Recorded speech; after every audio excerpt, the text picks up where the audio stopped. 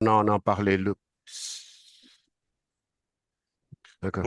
Donc, je m'en vais vous présenter un peu pour ceux qui n'ont pas eu une présentation de Sénégal Supply Chain, qu'est-ce que nous faisons, qu'est-ce que nous, où est-ce que nous voulons nous positionner.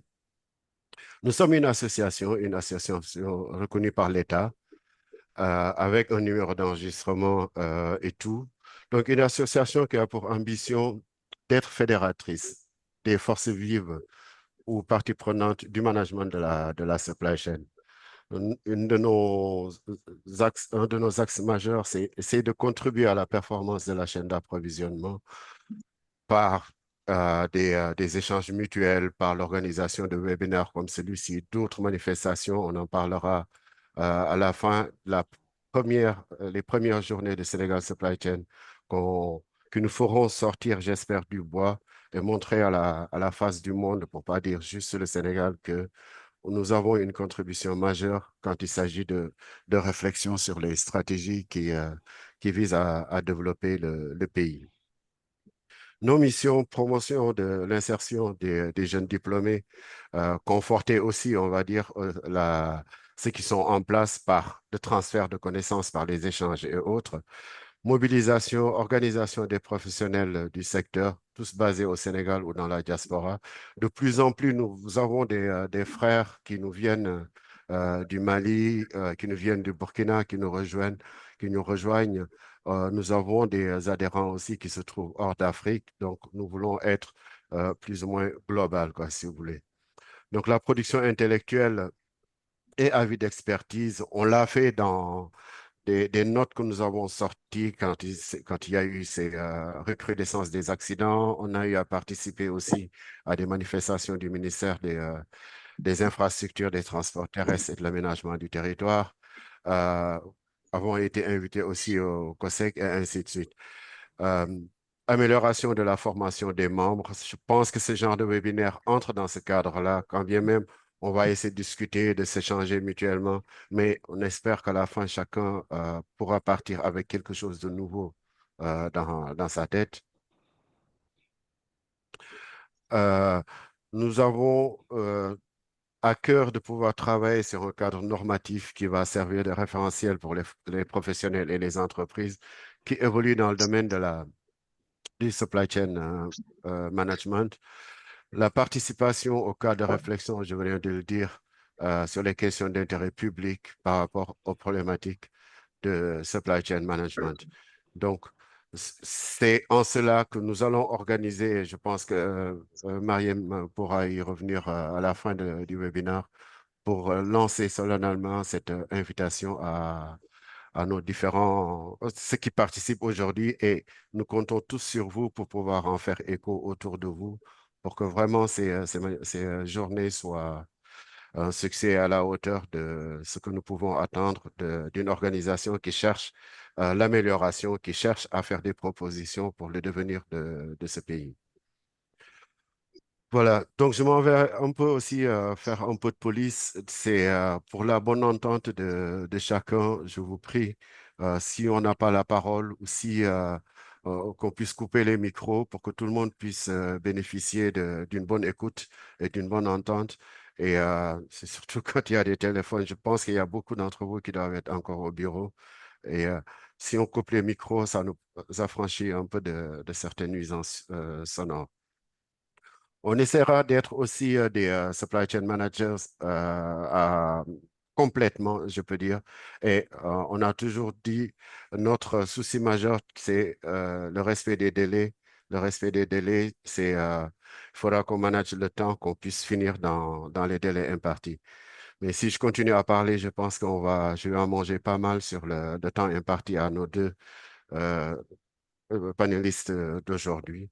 Donc, je vais très rapidement passer aux présentations de, de nos panélistes.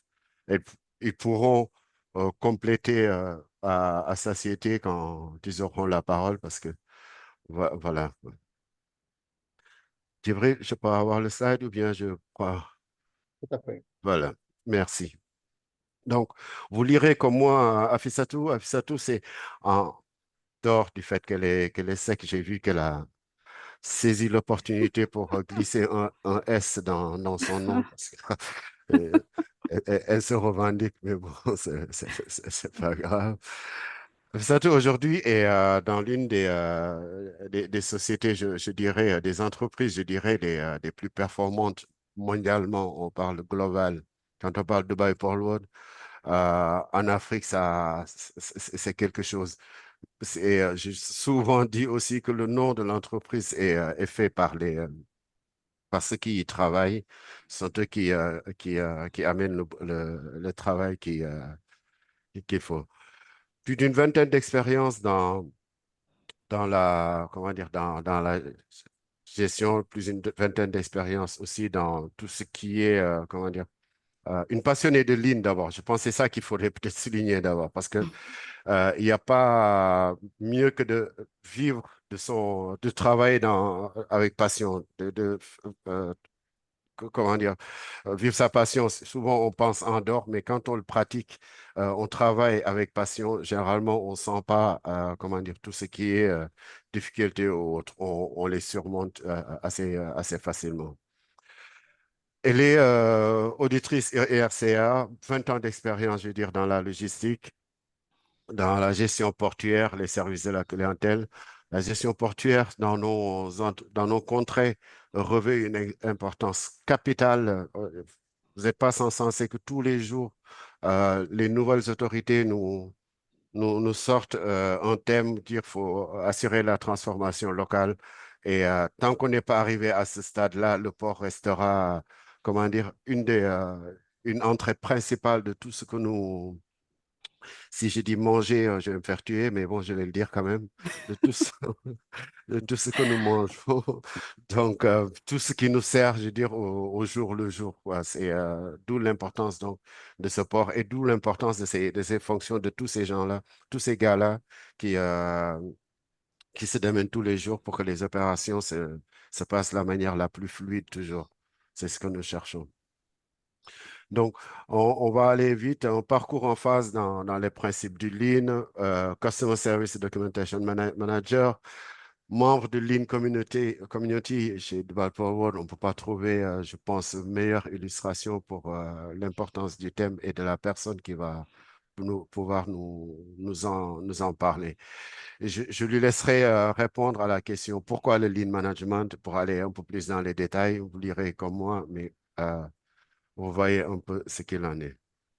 OK. Et en regardant le profil de mon cher ami Djibril, euh, je dirais doyen junior, qui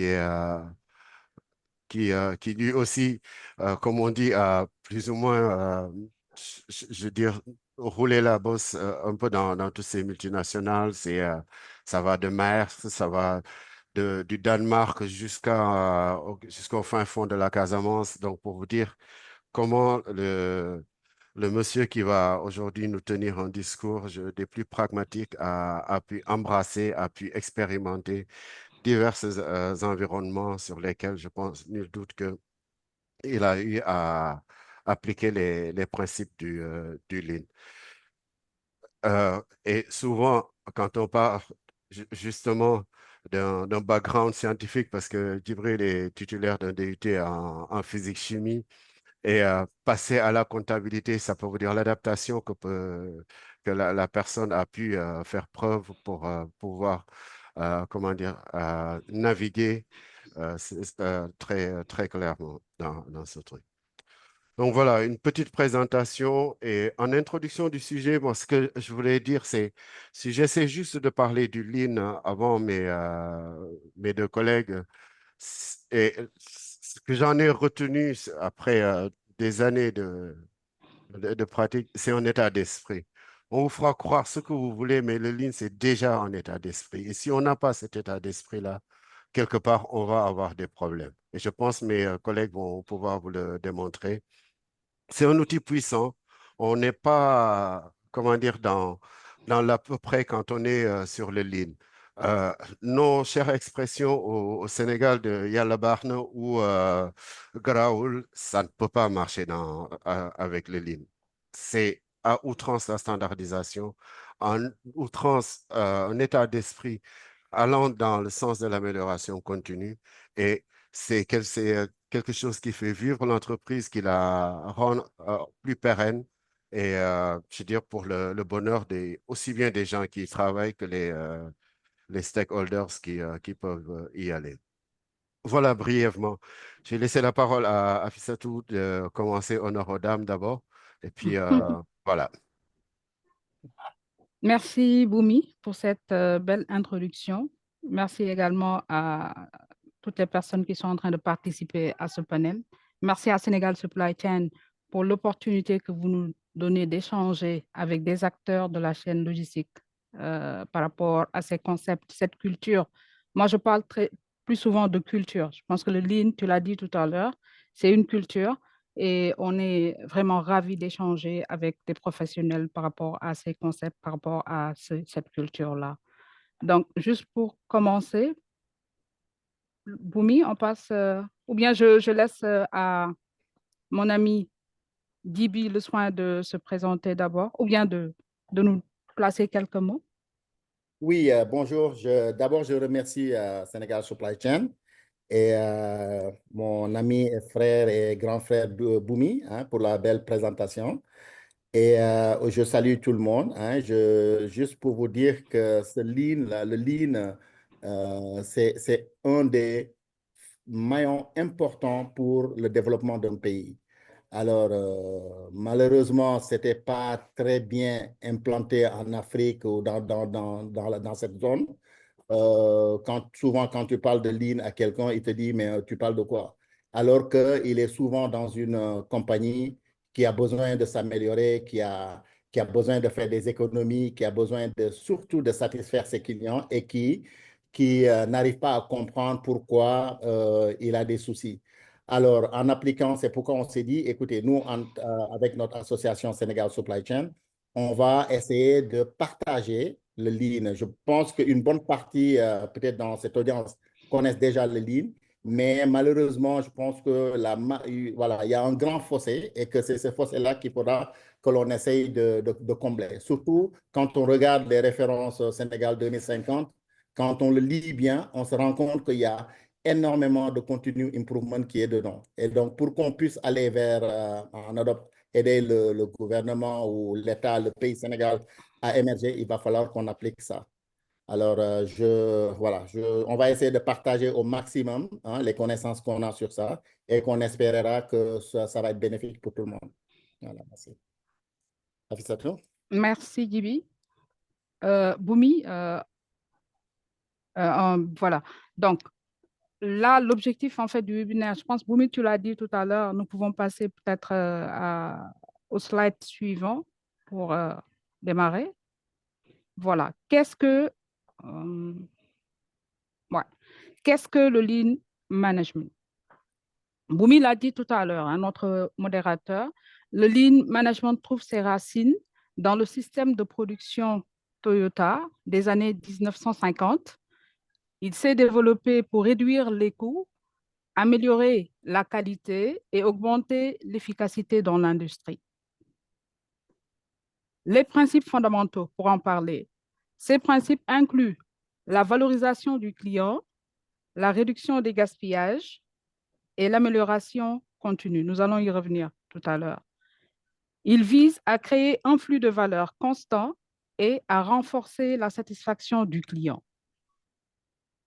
Pour adopter le Lean permet d'accroître l'efficacité opérationnelle, de réduire les coûts et de répondre plus rapidement aux attentes des clients. Les entreprises voient souvent des améliorations significatives de la qualité des produits et services. Gibi, tu souhaites te prononcer un peu? Oui, alors, je vais juste peut-être ajouter que le Lean Management utilise plusieurs outils, hein. On va peut-être pas aller dans ce webinaire en détail sur chaque outil, mais je vais peut-être les énumérer, hein, et quelques outils, peut-être on va en parler en profondeur. Alors, les outils sont souvent décrits comme des solutions d'apprentissage, hein, et d'expérimentation. Souvent, le personnel se l'approprie et collabore dans une démarche d'amélioration continue. Et il existe une multitude d'outils à disposer, comme la méthode 5S, on va en parler un tout petit peu. La méthode 5S qui est débarrasser, ranger, nettoyer, ordonner et être rigoureux. Alors, il y a aussi, ça, c'est pour optimiser l'environnement de travail sur lequel on est. Hein, c'est un des tools. Il y a une autre méthode Six Sigma, hein, c'est pour améliorer la qualité et l'efficacité des processus. Il y a d'autres méthodes comme la méthode Kaizen, qui est hyper important, qui est pour le continuous improvement. Et le Kaizen, toute personne doit l'appliquer hein, dans son daily parce que c'est de chercher à être meilleur tout le temps. Ça, c'est le Kaizen. On est bon, mais on peut être plus bon. Et en utilisant le Kaizen, c'est comme ça que l'on parvient à construire des choses magnifiques. Et il y a aussi la méthode SMET pour réduire le temps de changement de série, les méthodes Kanban pour les visual boards et les méthodes, surtout une méthode qui s'appelle la Value Stream Mapping. C'est pour analyser les processus et réellement identifier les freins. Il y aura des slides où on va en parler. Comme ça permettra de comprendre surtout ce Value Stream Mapping qui est hyper important pour le Lean.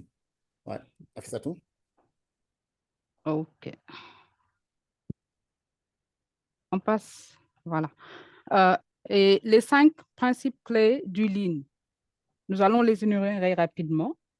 Le Lean est une approche de gestion qui vise à optimiser les processus en éliminant les gaspillages et en créant de la valeur pour le client, comme nous l'avions dit tout à l'heure. Et ces 5 principes, nous avons le premier, c'est définir la valeur. La valeur est définie par le client et se réfère à tout ce qui contribue à répondre à ses besoins. Comprendre ce qui constitue cette valeur est essentiel pour concentrer les efforts sur l'amélioration des processus. Identifier le flux de valeur.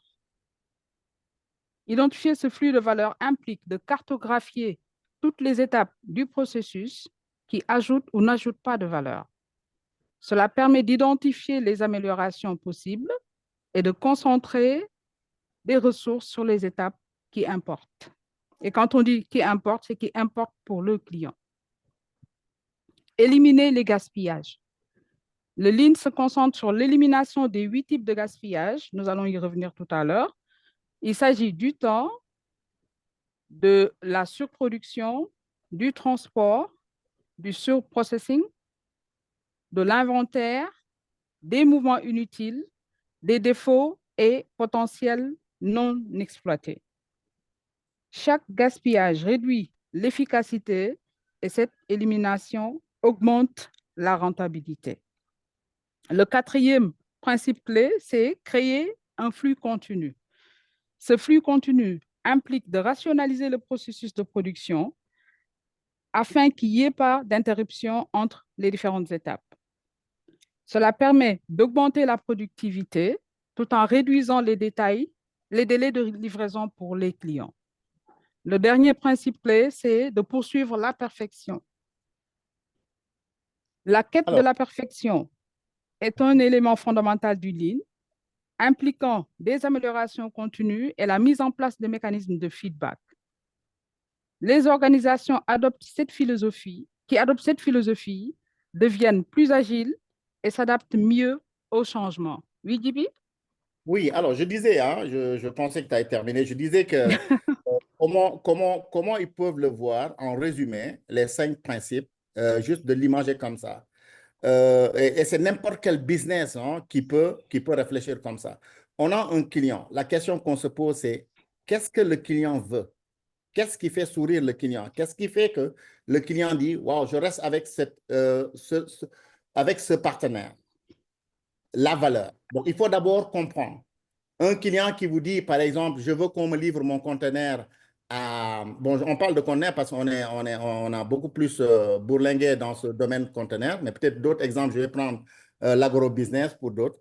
Alors, le client qui dit, écoute, moi, je veux que mon conteneur arrive à 17 heures pile et qu'il soit en bonne, voilà, qu'il n'y ait pas de damage. C'est ça ce que le client veut, 17 heures pile. Alors, nous, on doit, ça c'est définir la valeur. La valeur pour ce processus-là, moi qui suis transporteur ou qui suis transitaire, je dois livrer à 17 heures. Maintenant, je dois identifier la valeur du flux, c'est-à-dire ils vont identifier les étapes qui vont me permettre de pouvoir ramener le conteneur à 17 heures pile. Ce sont les process. Donc, il faut que je puisse comprendre mes process. Et éliminer les gaspillages, quand je cartographie le process, je sais que c'est A, B, C, D. Ensuite, je donne un output au client. Maintenant, dans ce A, B, C, D, j'ai beaucoup de gaspillage. J'ai des défauts, j'ai des pannes, j'ai beaucoup de choses qui font que c'est un frein pour atteindre les 17 heures. Je les identifie et je les élimine. Et ça me permet maintenant de créer un flux continu, c'est-à-dire le to be. On le dit, le nouveau processus. Je le mets en place parce que j'ai éliminé. Et c'est ça qui me permet de donner au client une livraison à 17 heures pile. Maintenant, le dernier, pour suivre la perfection, c'est encore le continue improvement. J'arrive à donner au client à 17 heures. Mais qu'est-ce que je peux faire pour arriver à 16h30 ou à 16 heures? C'est une amélioration. Donc, ça permet toujours, le dernier permet toujours de faire un continue improvement. Essayer d'être encore parfait, encore meilleur. C'est ça, juste en résumé, les principes clés du Lean. Voilà. Djiby, tu es en train de parler du conteneur. Ouais. Je vais juste donner l'exemple du Vehicle Booking System. Ça, c'est un exemple qui nous parle parce que nous essayons de le mettre en place au niveau du terminal. C'est un système de prise de rendez-vous qui fait que le client, il a la capacité de dire, je prends rendez-vous pour venir prendre mon conteneur à telle date, telle heure. Ça permet de minimiser, de minimiser toutes ces inefficacités auxquelles le client était confronté le long de la chaîne. Et on ne parle pas que du client. Nous avons également les différents intervenants que sont le transporteur, que sont également les manutentionnaires qui peuvent également profiter de ces améliorations qui sont apportées à la chaîne logistique globale. Donc, ça, c'est des systèmes sur lesquels, je pense, nous avons beaucoup intérêt à travailler et y travailler de manière concertée entre les différents intervenants pour pouvoir vraiment améliorer sensiblement la chaîne logistique. Donc, et ça nous permet de passer, Boumi, on passe au slide suivant.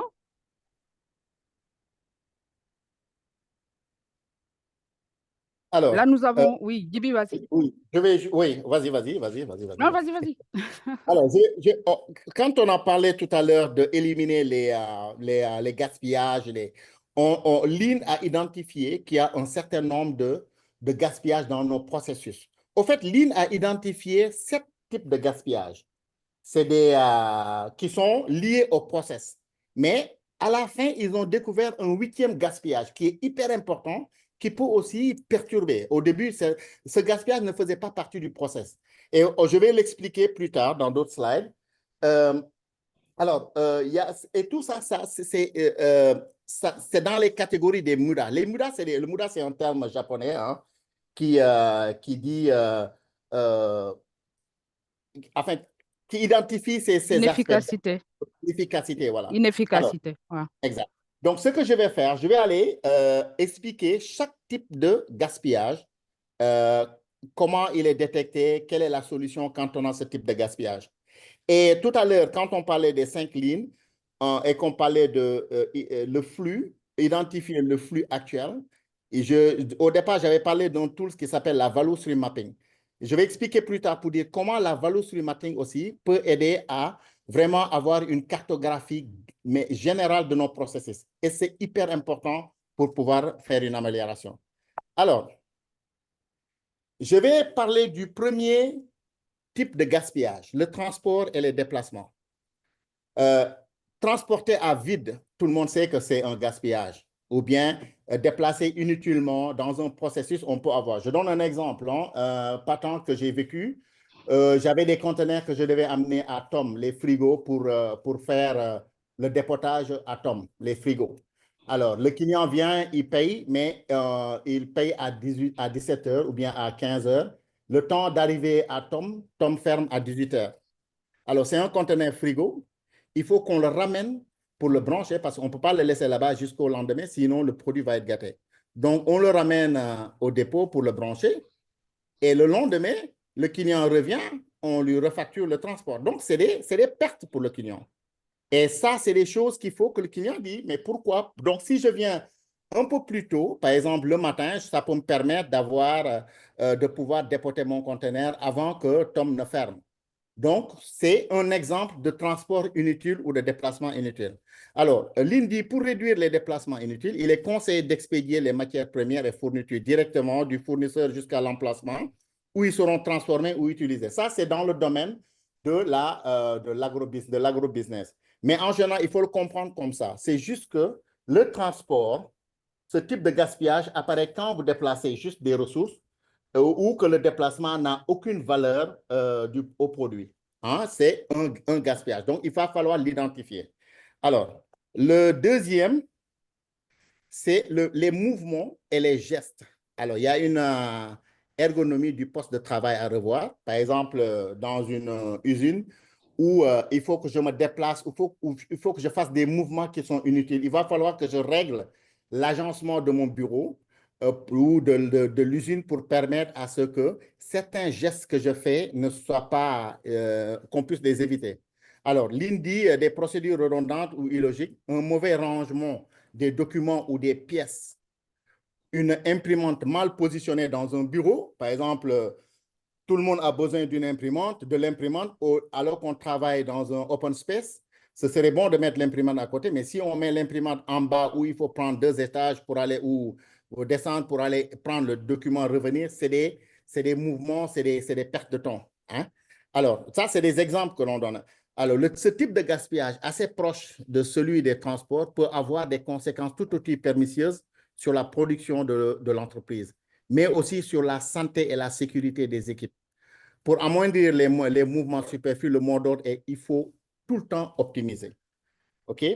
Alors, le troisième, c'est le temps d'attente. Nous tous, on sait que si je prends l'exemple du port où on a les congestions avec les camions qui font la queue, c'est un véritable, ouais, c'est des pertes. Hein? C'est combien de transporteurs ou de transitaires a dû payer des magasinages ou des surestaries parce qu'il y a eu des attentes ou que l'usine qui n'a plus de matières premières n'a pas pu fonctionner parce que les conteneurs sont bloqués au port. Donc ça, c'est des types et il va falloir regagner en fluidité et éviter de perdre du temps. Donc, en regardant nos processus, il faut voir où est-ce qu'on perd du temps et essayer de l'éliminer. OK? Alors, Djibi, oui, Djibi? Oui, oui, juste pour donner un exemple par rapport au temps d'attente. Si on prend l'exemple du port, comme tu l'as dit tout à l'heure, nous, ce qu'on a essayé de faire, c'est de mapper le parcours du client. Mapper le parcours du client, c'est remonter depuis les formalités que le client effectue au niveau de la douane, au niveau de la ligne maritime, au niveau du manutentionnaire, jusqu'à l'effectivité de l'enlèvement de sa marchandise du port. Et quand on a mappé ce processus-là, on a fait intervenir les différentes parties prenantes, que sont la douane, que sont les lignes maritimes, que sont le manutentionnaire lui-même, le client, son transitaire, le transporteur, etc. Et ce qui a suivi, c'est un to-be process. Comme tu l'as dit tout à l'heure, on avait ce as-is process, on a travaillé sur le to-be process, qu'on a essayé de linker avec des tools informatiques, de sorte que le résultat, c'est quoi? C'est qu'on a digitalisé ce processus, ce parcours du client, je veux dire, en passant, par exemple, de 5 jours de temps d'attente pour faire les formalités chez nous, rien qu'au niveau du manutentionnaire, avec toutes les files d'attente qu'on avait au niveau des guichets, à 2 minutes et quelques pour faire ces formalités en ligne. C'est-à-dire la partie délivrance du DO du manutentionnaire, tu le fais non plus en 5 jours, mais tu peux le faire en 2 minutes et quelques en ligne via la nouvelle plateforme qui a été élaborée à cet effet. C'était juste un exemple que je voulais partager. tout à fait, tout à fait. Alors, juste pour interpeller, est-ce qu'on n'est pas en ce moment-là où on va identifier toutes les personnes, tous les intervenants sur la chaîne de parler d'un autre outil que Djibi a souligné tout à l'heure, qui est le value stream mapping? C'est Puisque ça. là, on est clairement dans ce processus-là où on va décomposer le process et on va regarder ce qui va ajouter de la valeur, ce qui ne va pas ajouter de la valeur. Et je voyais quelqu'un envoyer un message en parlant de valeur ajoutée.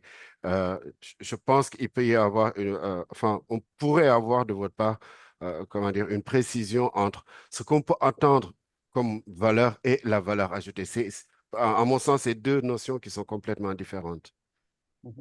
Tout à fait. Alors, il y a deux slides où je vais parler de la value stream Value mapping. Et je stream vais mapping, parler yeah. en détail sur ça. C'est important, je l'avais souligné, pour dire que c'est un des tools les plus puissants en ligne, hein, qui nous permet d'identifier, ça te permet d'identifier la valeur et ce qui est une valeur pour le client, ce qui a une valeur ajoutée et ce qui n'a pas de valeur ajoutée. Et en valeur ajoutée aussi, bon, on va en parler pour ne pas juste, pour respecter le timing. Le Je vais timing, yeah. revenir sur un des trucs. Mais juste par rapport à ce temps d'attente, il y a un élément qui est important aussi dans le temps. Dans un processus de production, une activité peut dépendre d'une autre. Par exemple, si il y a un délai sur celui-là, ça va impacter l'autre parce qu'il a eu un temps d'attente qui ne lui a pas permis à l'autre activité de démarrer. Donc, il faut le voir comme ça aussi quand on essaye d'identifier ce type de waste, ce type de gaspillage dans un processus. OK? Ouais. Alors, Ne pas oublier non plus de revenir, si le temps nous le permet, et sur les développements. Quelqu'un nous a envoyé aussi un message sur le DMAIC, qui est, à mon sens, aussi une des méthodes que tu as citées, Jibi, sur le Six Sigma. C'est un outil comme d'autres qui peuvent découler du Six Sigma. On a plein d'outils dans Plein le lean d'outils, en management, effet. plein d'outils. Et je pense qu'il serait un peu prétentieux de notre part sur une heure de pouvoir, je veux dire, tracer euh, tous les processus, tous les outils qu'on pourrait utiliser quand on va mettre en place le lean management. Mais c'est encourageant peut-être parce que ça augure, il faudrait peut-être qu'on essaie de développer encore une autre fois, une autre journée, encore plus Bien sur sûr, ce concept qui est hyper important. bien Je sûr. vous laisse continuer, les gars. oui, je suis entièrement d'accord, hein. Le DMAC, c'est là où il y a le PDCA. Tu identifies, tu analyses, tu développes, tu transformes. Mais ça, souvent, c'est plus le Six Sigma. Et ça transforme complètement ton processus. Alors que le Lean, il améliore le processus. Alors qu'en utilisant l'autre, c'est une transformation catégorique que tu peux avoir. On va en parler et ça prend du temps. C'est vrai que ce webinaire, c'est juste les grandes lignes, hein. On pourra pas, avec ce timing, rentrer en détail sur ça. Même pour faire un bon value stream mapping, ça devrait normalement prendre 3 jours d'exercice avec les personnes qui travaillent dans ce processus. Moi, j'ai fait un value stream mapping pour le corridor Dakar-Bamako parce que je voulais savoir pourquoi je n'arrive pas à faire 15 jours from discharge to à arriver à Kati. Et il fallait faire le value stream mapping où tu as DP World, où tu as la douane, tu as les balises, tu as la frontière, tu as tout, qui te permet d'avoir. Et dans ce processus, tu as des value added services et des non-value added services. Et on va revenir sur ça tout à l'heure en plus en détail. Alors, je vais aller sur, juste pour terminer les 8 sources de gaspillage, il y a la surproduction. Alors, vous voyez, j'ai même mis en photo la production d'oignons ou quand on a une surproduction, des fois, au Sénégal, apparemment, on les enterre quand il y a un problème. Alors, ça, pour moi, c'est des gâchis. Et ça dit, hein, la surproduction, il arrive qu'une entreprise produise plus que ce que son client demande. Euh, ou bien, fruit c'est souvent une mauvaise gestion interne ou euh, ça Mauvaise crée planification. voilà, mauvaise planification. Mhm. Alors, pour éviter la surproduction et ses conséquences, on va, exemple, chercher à produire uniquement en fonction de la commande. Le client dit, je veux 10 tonnes, on fait 10 tonnes. Et si tu fais 40 tonnes, soit tu vas créer un autre qui est du stockage que l'on va voir après, un autre source de gaspillage. OK? Alors, d'ailleurs, le cinquième, c'est la gestion de stock, conséquence directe d'une production déraisonnable, hein, donc, que je venais de parler, d'une mauvaise planification. Le surstockage de composants d'encours ou de produits engendre l'immobilisation financière, tout ça on le sait, et une perte d'espace de stockage. Alors, En lean management, on utilise la méthode de just in time. C'est juste à temps. Et ça, c'est Toyota qui l'a fait. Juste à temps et juste le strict nécessaire. Tu as besoin d'un véhicule. Par exemple, je donne juste un exemple que j'avais donné la dernière fois. C'est l'achat d'un Kalmar, d'un Richtake. C'est les machines qui soulèvent les conteneurs. Quand on fait une commande d'une nouvelle machine, soit à un des producteurs Kalmar ou Terex ou whatever, ils ne vont pas produire des calmars et attendre que les clients viennent parce que c'est du stockage, le produit peut, la durée peut endommager beaucoup de choses. Donc, tu fais une commande, ils te disent, ça nous prend 3 mois pour te livrer ta machine. Et c'est le just in time. Et 3 mois, dès que tu payes l'avance, ils commencent la production. Ça se termine, on te donne. Alors, ça évite d'avoir à des stocks. Et même un autre exemple, les roues des calmars. Roues de calmar, c'est dans les 3 millions. Aujourd'hui, tu vas à Top Pneu, tu dis, je veux 2 roues de calmar, on te dit, il n'y en a pas, parce qu'il n'y a pas les gens ne font pas de stock de ça, c'est des grosses valeurs, c'est des grosses sommes d'argent.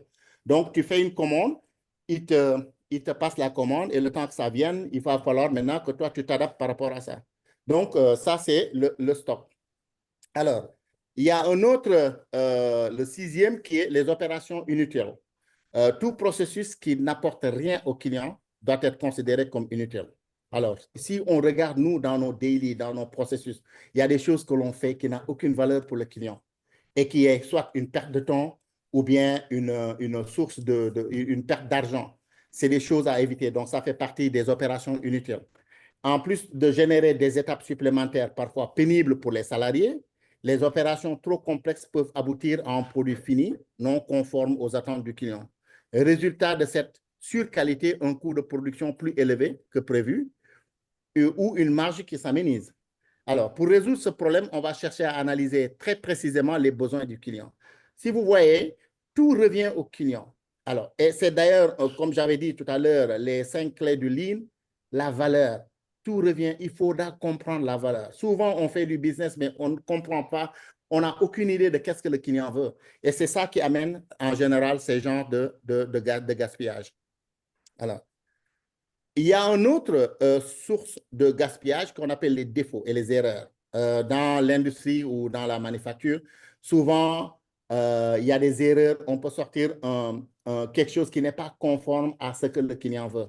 Alors, on dit toute erreur résultant, par exemple, d'une inattention ou d'un espace de travail mal organisé nécessite des corrections, c'est-à-dire la mobilisation d'un ou plusieurs collaborateurs pendant une période donnée. En découle une importante perte de temps et d'argent, mais aussi d'une image erronée auprès des clients. Écorné. Mhm. Voilà, Mhm. écorné. Si on a l'habitude de fournir des defaults aux clients, à la longue, il va dire, oh là là, ces gars-là, il faut les laisser tomber parce que chaque fois qu'on commande quelque chose, il y a des défauts. Donc, c'est pas bon. Alors, pour éviter de fabriquer des produits non conformes aux critères de qualité, le Lean préconise la création d'un environnement de travail optimisé, permettant aux équipes de gagner en productivité et en décontraction. Alors, et j'avais parlé tout à l'heure de 7, si vous voyez les 7 que je viens d'énumérer, ils sont liés au processus. Mais il y a un 8e, c'est la compétence inexploitée. Alors, c'est comme les Anglais disent, the right people to the right place. Souvent, on a je prends l'exemple, un conducteur de camion, on te dit, tu vas faire la comptabilité. Alors, vous voyez, c'est des compétences qui sont, ou bien quelqu'un qui est hyper doué, qui a des dons dans un secteur, mais on ne lui demande pas son avis. Il n'est pas associé à ça. Et ça, c'est plus dans le leadership aussi. Parce que souvent, on a une équipe d'employés ou de collègues et on pense que le manager, c'est lui qui connaît tout, c'est lui qui doit tout faire. Non. Il doit utiliser tout un chacun, les compétences de tout un chacun. D'ailleurs, le value stream mapping, la value stream mapping le montre. Quand quelqu'un décide de faire du value stream mapping, il va voir quelles sont les personnes qui travaillent dans chaque process. Ce sont ces personnes-là qui doivent faire cette analyse.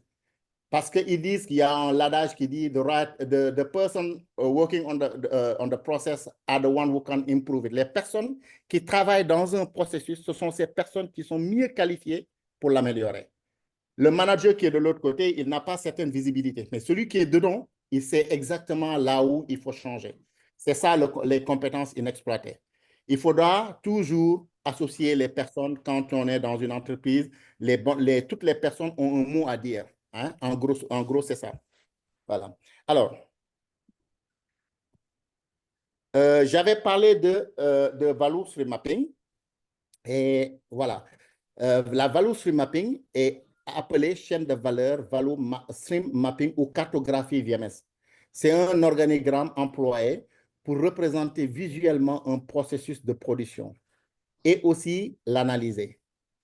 C'est un outil clé de lean management, une méthodologie agile qui vise à proposer davantage de valeur ajoutée aux clients en éliminant les pertes à chaque phase du processus.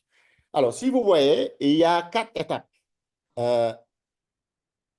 Première étape, c'est mappage des processus actuels, c'est-à-dire le A6. Afissatou l'a dit tout à l'heure avec l'exemple de DPO. On ne cherche pas à améliorer, on dit aujourd'hui comment ça fonctionne. On mappe exactement comment ça fonctionne. En faisant le ASIS, il ne faut pas essayer de modifier pour dire non, il faut exactement dire c'est comme ça que ça se fait. Déjà, c'est mappé. Ensuite, on identifie et élimine les pertes, les 8 pertes que j'ai mis, je viens d'expliquer. On essaye de les identifier dans le process. Ensuite, on fait le to be, c'est-à-dire on a éliminé, maintenant le nouveau process, c'est comme ça. Et après avoir identifié standard ou fixé le nouveau process, maintenant le 4e, c'est continue improvement, qu'on avait dit, on essaie de voir, OK, ça c'est ce qu'on a trouvé comme meilleur. Mais qu'est-ce qu'on peut faire pour encore rendre meilleur, plus bon, tu vois? Alors, si vous voyez l'exemple de value stream mapping que j'ai ici, on a en haut le supplier, information flow, on a le supplier, on a le client, vous voyez, et on a le production control.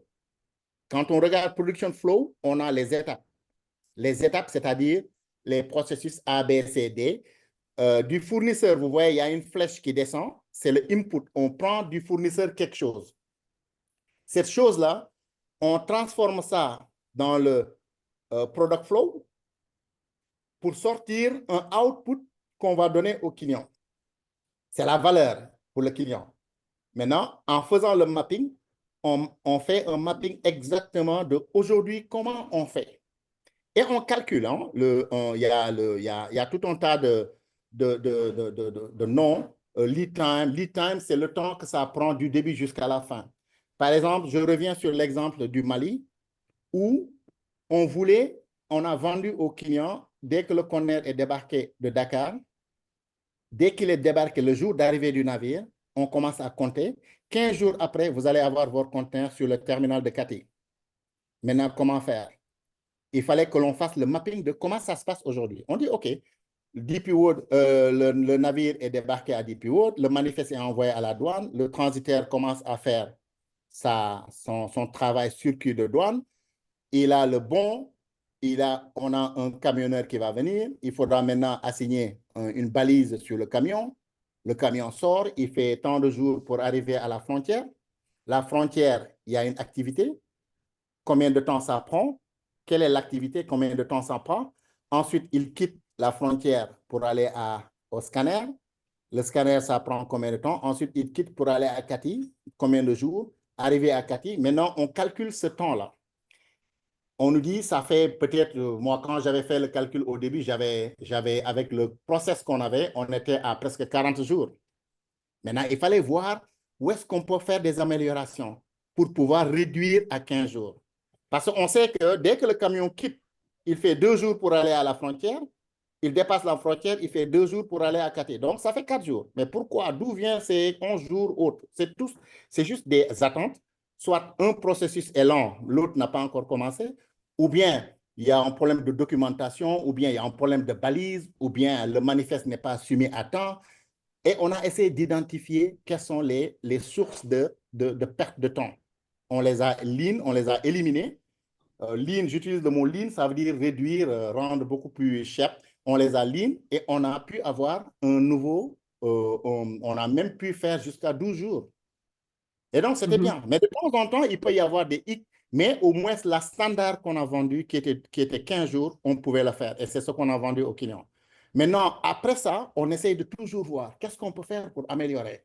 On est à 15 jours. Est-ce qu'on peut vendre aux clients maintenant 10 jours? Qu'est-ce qu'on peut faire? Parce qu'on voit que quand c'est des conteneurs frigo, ça ne traîne pas. Rapidement, ils sont à Bamako. Pourquoi? Pourquoi les dry ne font pas la même chose?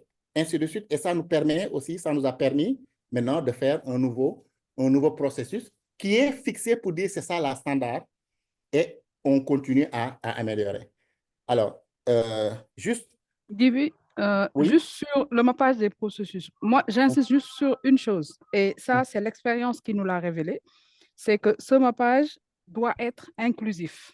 Pourquoi inclusif? Parce que dans le cas l'exemple que tu es en train de donner, tu vois qu'il y a une quantité phénoménale d'informations que nous collectons du terrain. Et pour collecter ces informations-là, il faut faire intervenir les parties prenantes. C'est-à-dire, par exemple, si je prends le cas de mon exemple, il faut que mes équipes qui interviennent sur ces différentes activités, ces différents processus, soient également partie de ce mappage des processus que nous sommes, du processus global. Si tu veux le faire en solo, dans ton bureau, en tant que manager, tu n'en tires rien en réalité. Parce que les détails, les informations, les data, c'est les intervenants à différents niveaux, que ce soit chez toi ou bien dans des organismes partenaires, qui peuvent te remonter ces éléments-là afin que tu puisses en tenir compte dans ton mapping. Tout à fait. Tout à fait. Et d'ailleurs, c'est ce que j'ai dit dans le slide suivant, où je dis la VMS peut vous permettre d'apporter des améliorations significatives à votre modèle commercial. Toutefois, n'investissez pas de temps ou de ressources dans une VMS si vous n'en avez pas réellement besoin. Voici quelques exemples de situations dans lesquelles cet outil s'avère utile. Vous voulez optimiser votre process de bout en bout. Vous voulez identifier des stocks accumulés dans un processus. Vous voulez rechercher des possibilités d'optimisation de vos processus. Découvrir des complexités inhérentes à un processus. On peut avoir un process, mais il y a des complications qu'on n'arrive pas à comprendre, on fait le mapping. Compréhension du système informatique employé dans un processus. Évaluation de l'efficacité des canaux de communication du client, du service client. Représentation visuelle de la santé de vos processus. Révision stratégique de vos processus. Alors, vous l'aurez compris, élaborer une VMS permet de mieux comprendre bon nombre d'aspects d'un processus. Toutefois, comme disait Afesatou tout à l'heure, cet outil ne vous servira à rien si vous tentez de résoudre un problème sans aucun rapport avec vos données, vos produits ou votre processus de gestion. Il va falloir que vous puissiez fournir les éléments.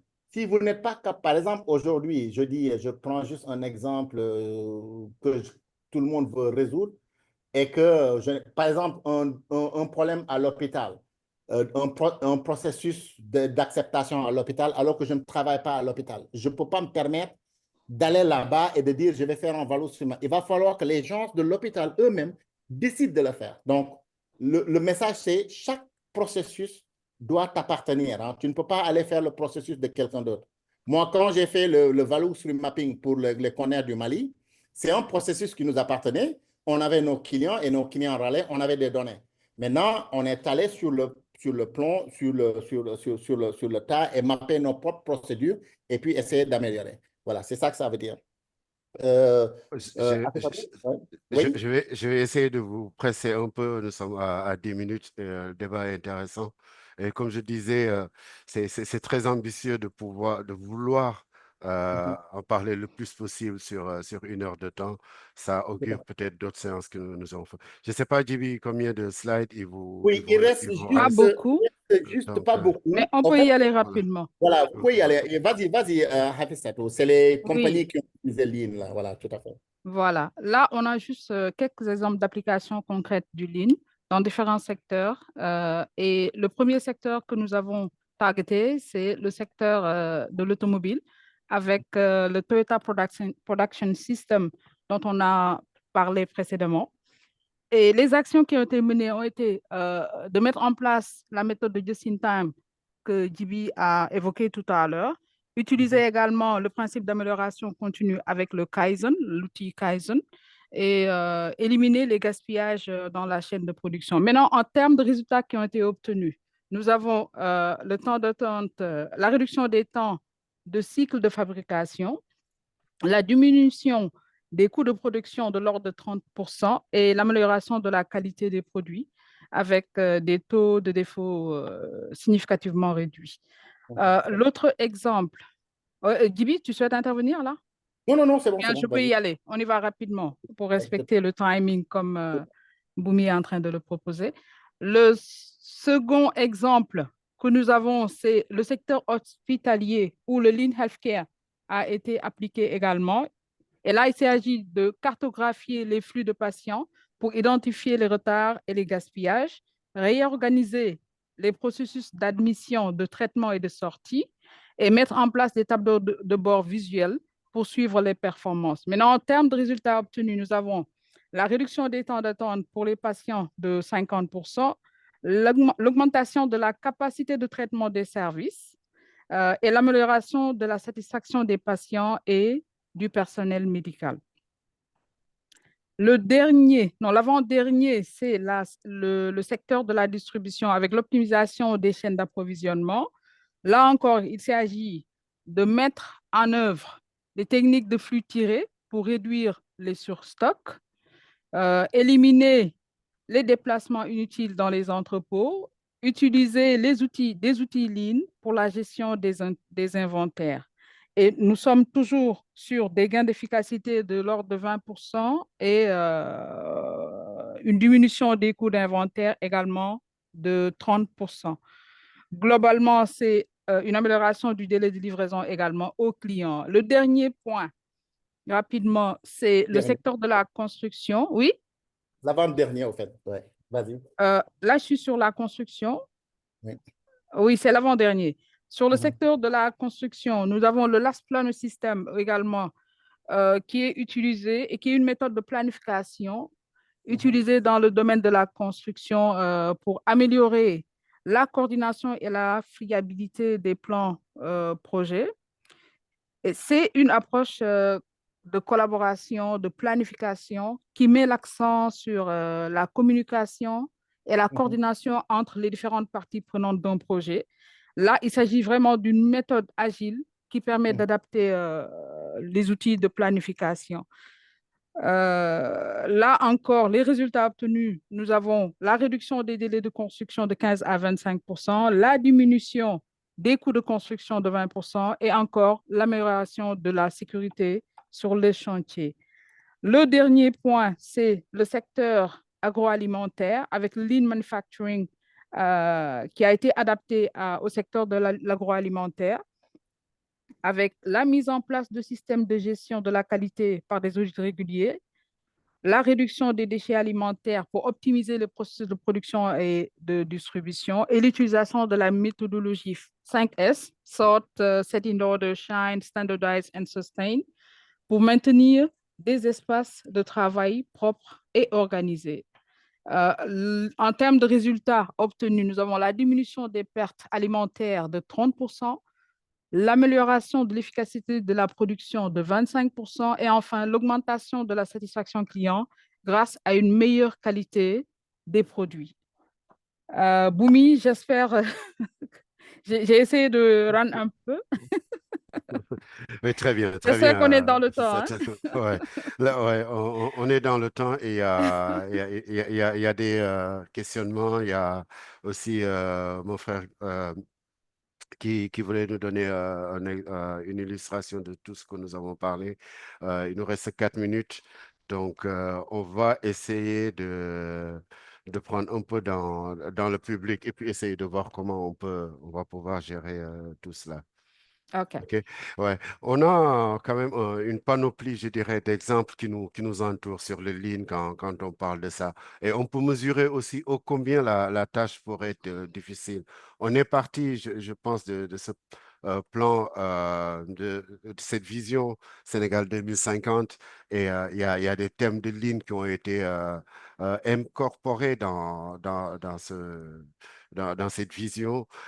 Et quand on voit tout le set-setal comment dire, qu'on essaie de mettre en place aussi, ça n'est rien d'autre qu'une réponse ou peut-être une application justement de cette. Parce que quand l'environnement de travail n'est pas sain, n'est pas ordonné, on a du mal à être productif sur ce qu'on veut faire. Ce que je retiendrai aussi, et on pourra le développer peut-être plus tard, parce que quand on met en place le Lean, c'est une culture, Afisatou, tu as parfaitement raison de le dire. Mais souvent, on a aussi le fait que quand on parle de culture, c'est rarement valorisé. Et donner des exemples de ce que ça peut donner en termes d'argent, comment dire, c'est important. J'en donne juste moi l'exemple quand j'étais chez AstraZeneca, la première fois on a mis en place cette démarche Lean. Donc, le value stream mapping, juste à ce stade-là, on avait pu économiser 8 millions d'euros sur les stocks, réduire nos temps de processus de fabrication de l'ésoméprazole qui est passé jusqu'à 25 jours. On était à 60 jours, pour vous dire. Mais ce sont des pratiques lignes qui nous ont permis d'arriver à ces résultats-là. Rapidement, Djibril Gueye, on est vraiment, vraiment à la fin. Je vous donne la parole pour 2 minutes avant qu'on revienne. Bonsoir à tous. Bonsoir. Bonsoir à tous. Bonsoir. Bonsoir. Oui, je suis ravi d'être parmi vous. Euh, je m'appelle Djibril Gueye, étudiant diplômé en transit, transport logistique, supply chain management. Euh, j'ai effectué aussi un stage à Detour pendant 6 mois dans le département des opérations à ICD Elton, où j'ai vécu une expérience inoubliable. J'ai pratiqué aussi le lead management à travers le doyen M. Alim Badara Samba, Bien le sûr. lead manager. Oui. Et aussi, Aziz Faye, superviseur d'IA. Là-bas, j'ai eu à travailler en tant qu'agent ICD stagiaire. J'ai eu à participer à différentes tâches, telles que citées par M. Jibril Bouch, ainsi que Mme Havissatou Niasse. Là-bas, j'ai travaillé dans les yards.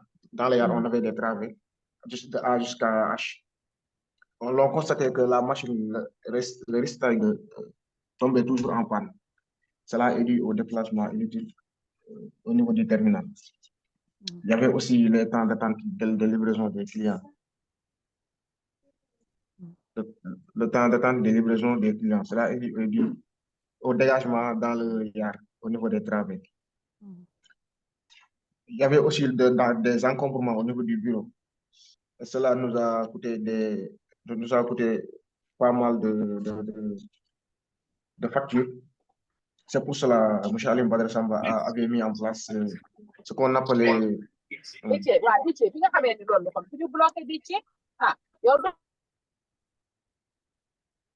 on avait mis en place un fichier Excel pour localiser les conteneurs au niveau du yard. Cela nous a permis de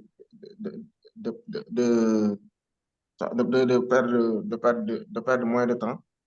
Quand on avait une livraison, d'aller chercher de gauche à droite, de perdre du temps, on tapait le fichier Excel, Merci pour les micros. on tapait le numéro du conteneur ainsi que le nom. Il nous amenait, il nous amenait que le conteneur se trouvait dans la travée 04H. Quand on allait là-bas, on le trouvait là-bas, par rapport au début. OK. Tout OK. à fait. Ouais. Je veux dire, c'est de la pratique, c'est du vécu et on voit tous que. J'ai vécu ça, j'ai vécu ça. Voilà. Ouais. On a tous je dirais, ces situations-là où c'est des petites améliorations qui font que. Et le lean n'est pas bâti sur autre chose que sur ça. On y va pas à pas. C'est ce que Djibril signalait tout à l'heure. On a cette vision, l'idéal. On a une situation idéale. Le Aziz, comme Afsat l'a bien décrit, où est-ce que nous sommes? Et c'est vraiment dans ces trucs-là, on est dans dans l'honnêteté. Si on ne fait pas les choses avec honnêteté, sûre, et qu'on définisse les processus tels qu'elles sont, et je voyais quelqu'un qui nous mettait dans les commentaires quelle est la part de la direction là-dessus. Djibril l'a bien signalé. Ce sont les gens qui sont sur les processus, qui définissent eux-mêmes, et il n'y a pas mieux que ces gens-là pour bien définir le process, qu'est-ce que c'est. La direction générale a une vision, je dirais, stratégique lointaine. Si on se repose sur la direction générale pour pouvoir asseoir des outils de ligne ou définir ne serait-ce que correctement ces processus-là, moi, je suis certain qu'on va louper quelque chose. Donc, Ok. part de la Oui. direction, c'est faciliter, donner le cap et nous laisser continuer à travailler là-dessus, quoi. Encore d'autres questions dans l'assistance?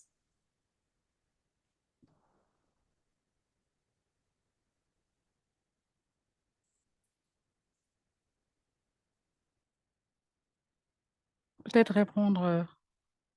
Vas-y, vas-y, Afisat. Voilà. Boumi, tu as parlé de la direction générale. Moi, je pense, comme tout principe hein, de gestion, de management, ce dont on a besoin de la direction générale, c'est de son engagement.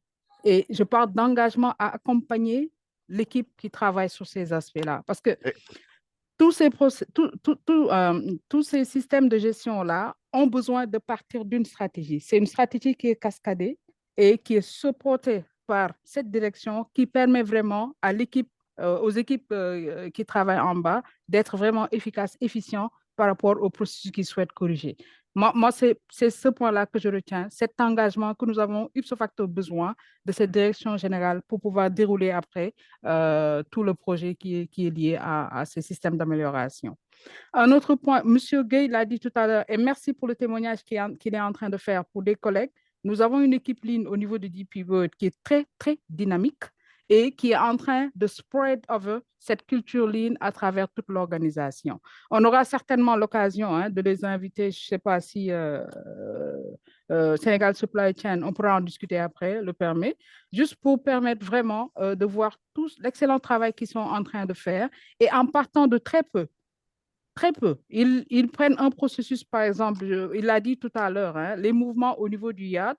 On avait beaucoup de waste, beaucoup de gaspillage qu'on notait par rapport à ces mouvements inefficaces, inefficients qui étaient effectués par les équipements au sein du terminal. Mais quand on a travaillé, quand on a appliqué les principes Lean à ces processus-là, on s'est rendu compte d'une diminution significative du nombre de waste que nous pouvions recenser par rapport à ces mouvements. Et c'est ça qu'on appelle le shuffling au niveau du terminal. Il a raison de le souligner. C'est un processus sur lequel, quand même, on a été très, très efficient. Je sais pas. Merci. Une question qui nous vient du public. Devons-nous mettre un quota du top management vers les différents départements pour définir ce processus Lean? Je vais répondre à ça. Oui, vas-y, Ouais. vas-y. Il ne doit pas y avoir de quota. Hein, c'est juste, ça doit faire partie de la stratégie de la compagnie. C'est important. Toute compagnie qui veut se développer, qui veut aller de l'avant, aujourd'hui, on est même dans un monde concurrentiel. Je vais citer deux, genre iPhone et Samsung. Tous les deux produisent la même chose, des téléphones, des smartphones avec des fonctionnalités à l'intérieur.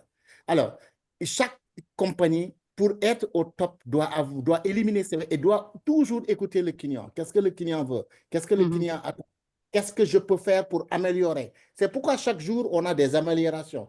Au début, quand on avait on avait quoi, le iPhone, je ne sais pas, 1, 2, 3. Maintenant, on est à iPhone 18 ou 16, je ne sais pas trop.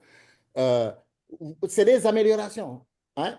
Ça doit faire partie de l'entreprise. Ce n'est pas quelque chose que quelqu'un doit décider. C'est juste, ça doit être dans le DNA de l'entreprise. Moi, la compagnie où j'ai pratiquement appris le Lean, où j'ai tout fait, mais c'était un daily. On avait même des départements qui étaient uniquement dédiés à ce processus, qu'on appelait le Process Excellence, PEX. Et où il y avait des personnes qui étaient recrutées uniquement pour regarder ces aspects. Et qu'est-ce qu'on fait?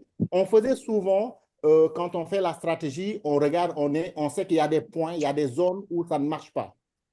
Et on dit, écoute, il va falloir qu'on fasse un projet PEX. Et c'est là où on va utiliser le DMAC, hein, Mobilize, Analyze, juste pour pouvoir faire jusqu'au Kaizen. Et c'est des projets qui peuvent prendre 1 mois, 1 semaine, 3 mois, ça dépend. Ça dépend de l'ampleur du projet à régler. Moi, personnellement, quand j'étais à Copenhague avec le département PEX, où j'ai travaillé sur quelque chose qui a révolutionné aujourd'hui le monde du conteneur frigo. Vous savez que tous les conteneurs frigo ont ce qu'on appelle un GPS. Quand le conteneur tombe en panne, immédiatement, il envoie des messages au satellite qui va dire « je suis en panne » ou « j'ai telle discrepancy ». Et ce message doit aller dans le bureau le plus proche. C'était le projet sur lequel j'ai travaillé. Et c'est purement du Lean et du Six Sigma qu'on a appliqué pour avoir ce projet. Au début, les conteneurs, avant que ça ne soit chargé sur le navire, c'est à ce moment qu'on se rend compte qu'il y a des défects sur la température. Souvent, le produit était fini, était gâté.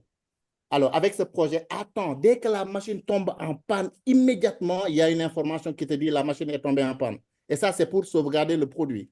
Donc, c'est des techniques qu'on a utilisées et ça fait partie du DNA de la compagnie. Donc, toute compagnie aujourd'hui qui veut vraiment survivre, il le faut. Et nous, le Sénégal, on a entamé une nouvelle ère, une ère d'industrialisation, une ère de changement, vraiment de ramener le Sénégal dans un level extraordinaire. Et ce level-là, on ne peut pas le faire sans faire des lignes, sans regarder nos process, sans les sécuriser, sans faire du Kaizen, du continue improvement. Je pense que ça répond à la question. Hein. Sinon, bon, Boumi, vous pouvez ajouter quelque chose. OK. Merci, Djibril. Juste avant de passer la parole à Mariam en termes de conclusion, donc je dirais, on a cet outil qui est formidable, très puissant, je dirais, dans le management de la chaîne d'approvisionnement. Il en est même aussi de quelqu'un qui nous dit quels sont les liens entre le supply chain management et le lean management. Le supply chain management, on va chercher l'efficience, on va chercher l'efficacité de nos processus et on va chercher des leviers, on va chercher des outils pour ce faire. Le lean en fait partie. Donc, le lien, ça serait, on utilise le lean pour améliorer nos processus supply chain management. Et quand vous parlez de Pokayoke aussi, ce sont des choses qui ont été utilisées dans le Toyota Production System qui fait que c'est juste un signal. Quand il y a comment dire, un défaut sur la ligne, il y a des gyrophares, souvent de couleur jaune, quand vous avez visité une usine de fabrication, les chaînes de fabrication automobile, c'est des sirènes qui retentissent et des gyrophares jaunes qui commencent à tourner, comment dire, à être allumés, et on arrête toutes les chaînes. Et on ne continuera que si on sait quel défaut on a détecté. Donc, c'est un signal, si je peux dire. Et le lean, on ne pourra pas y arriver. Il faut l'associer aussi à d'autres outils, tels, quand on va parler du Six Sigma, le recueil de données est crucial, capital. Quand on a l'habitude de dire, si on ne mesure pas ce qu'on fait, on ne peut pas juger, évaluer ce qu'on est en train de faire. Il faut collecter le maximum de détails, de data possible, et c'est ça qui va nous permettre d'aller tracer nos paretos, d'aller faire nos histogrammes et nous dire, bon, voilà où nous sommes et voilà où nous devons être ou voilà où nous devons aller. Donc, la collecte de données est très, très importante. Il y aurait, je pense, si on laissait juste le public, on pourrait rester ici jusqu'à 19h, 20h sans aucun problème, mais le temps nous est imparti.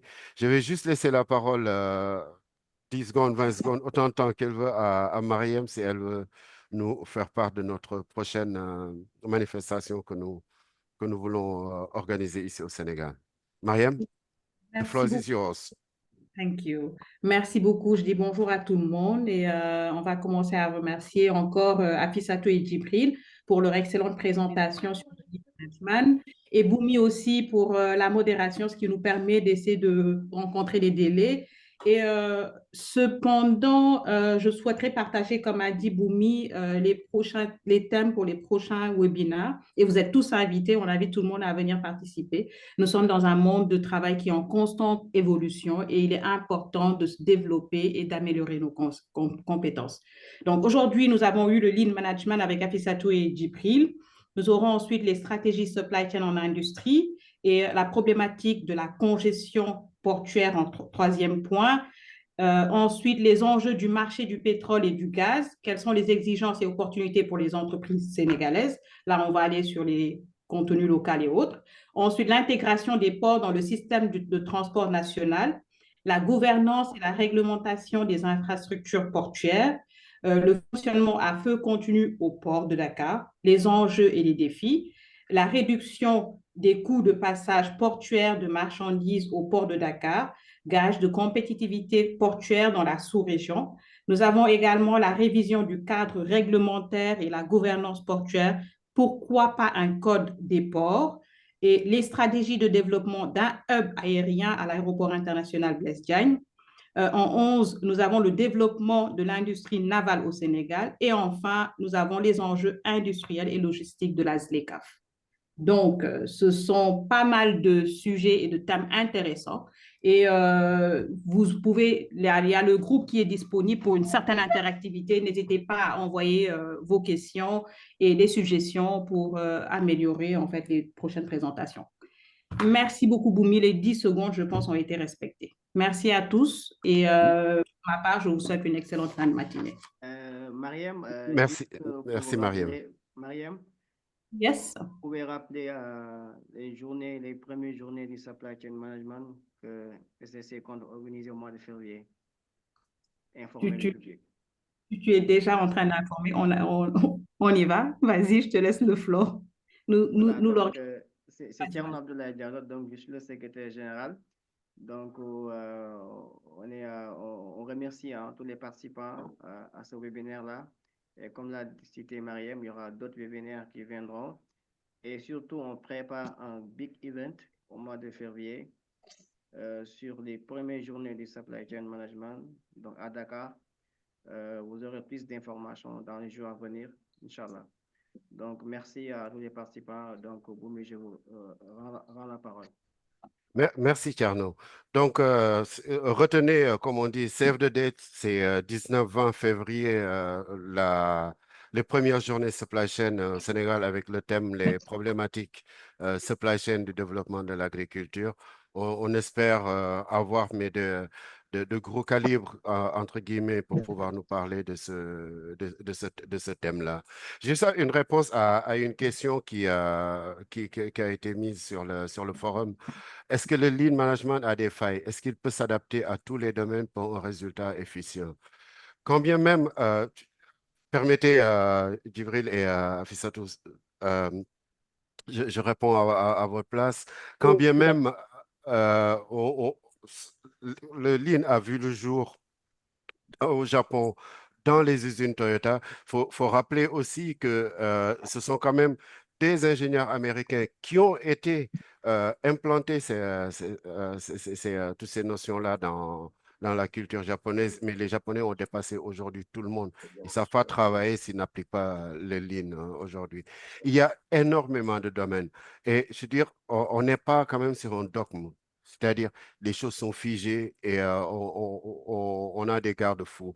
C'est une culture de l'amélioration continue. Dans l'instant où on parle de culture, c'est la créativité qui s'ouvre. Et quand on est créatif, on peut aller chercher différents outils pour pouvoir améliorer n'importe quel processus.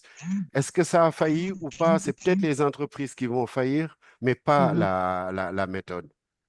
Voilà, c'est ça que je pouvais donner comme réponse à, comment dire, à notre ami qui a posé la question. Donc, Virginie, pour bien mettre en place le Lean, il faut impérativement que le parcours client soit décliné au préalable. Le Lean, c'était la grosse transformation du Lean, ça a été ça. C'est de ne plus nous dire, je vais acheter mes matières premières, je vais fabriquer, je vais mettre un produit, le nec plus ultra et je vais le vendre. Aujourd'hui, le Lean avait transformé le mode de pensée en disant, qu'est-ce que le client veut? Et je vais mettre en place des processus qui me permettent de répondre à ces desiderata du client. On met le client et on va regarder, nous, qu'est-ce que nous pouvons faire pour pouvoir le satisfaire. Ça ne sert à rien de faire un immeuble, je dirais, je ne sais pas de combien d'étages, avec des alicobons, immeubles tout neufs, des bureaux. Mais si on ne met pas au cœur du processus le client, comment on va chercher à le satisfaire? On aura loupé énormément de choses. Il y a des clients qui vont venir, mais on ne pourra pas fidéliser un client parce qu'on va donner un exemple, comment dire, on va leur donner ce que nous voulons. Le gros exemple qu'on donne dans l'industrie, c'est lequel? Et je pense que tout le monde va penser, et vous allez vous poser la question, mais ils sont où aujourd'hui? Vous vous rappelez de Barack Obama et son téléphone? Ouais. C'était quelle marque encore? BlackBerry. BlackBerry. Allô? La grosse erreur de On ne voit BlackBerry, plus. c'était de quoi? C'était de dire, nous avons un téléphone portable qui est, on a tout codé, impossible de le pirater, impossible de... Pendant que Apple et Samsung travaillaient sur ce que voulaient les clients en termes de téléphone, BlackBerry s'était arc-bouté sur ses positions en disant, nous avons un téléphone formidable. Et comme Obama faisait la pub partout, BlackBerry n'a jamais évolué. Mais aujourd'hui, je donnerais beaucoup d'argent à quelqu'un pour aller m'acheter un BlackBerry tout neuf. Voilà. Ouais. Et Nokia aussi a fait plus ou moins la même chose, mais Nokia, ils sont revenus aujourd'hui pour pouvoir donner des services qui sont à la hauteur de Samsung ou de Apple. Tout cela pour vous dire, le Lean, c'est vivant, ça s'adapte. On s'adapte avec ces outils du Lean pour pouvoir cultiver l'amélioration continue chez nous, dans nos entreprises, avec le seul objectif qui est satisfaire le client. Une fois qu'on est parti sur cette, je veux dire, ce mode de pensée, on aura gagné énormément de choses. Donc voilà, on aurait dépassé de 20 minutes pratiquement. Il y a beaucoup de choses à dire. Je pense que le forum est là. On pourrait y glisser des questions. Après, je pense qu'on ne fera pas de sitôt avec le programme. Mariam vous a donné 11 thèmes à venir. Si on prend juste, on en prend un par mois. Et ça sera difficile d'en faire plus. Donc, on peut toujours essayer de répondre, on peut se réunir. Il y a des gens qui peuvent participer à travailler sur des réponses à des questions qui sont d'ordre général dans le forum. Merci à tous. Merci à Fissatou Merci. énormément pour la qualité de la présentation. Merci Djibril. Les Merci, propos ont été Gibril. très clairs et j'espère que tout le monde a pu en tirer un bénéfice. Nous vous Merci disons beaucoup. à très bientôt. Eh Merci. bien, Merci Merci à tout le monde. à tous. Bye. Bye.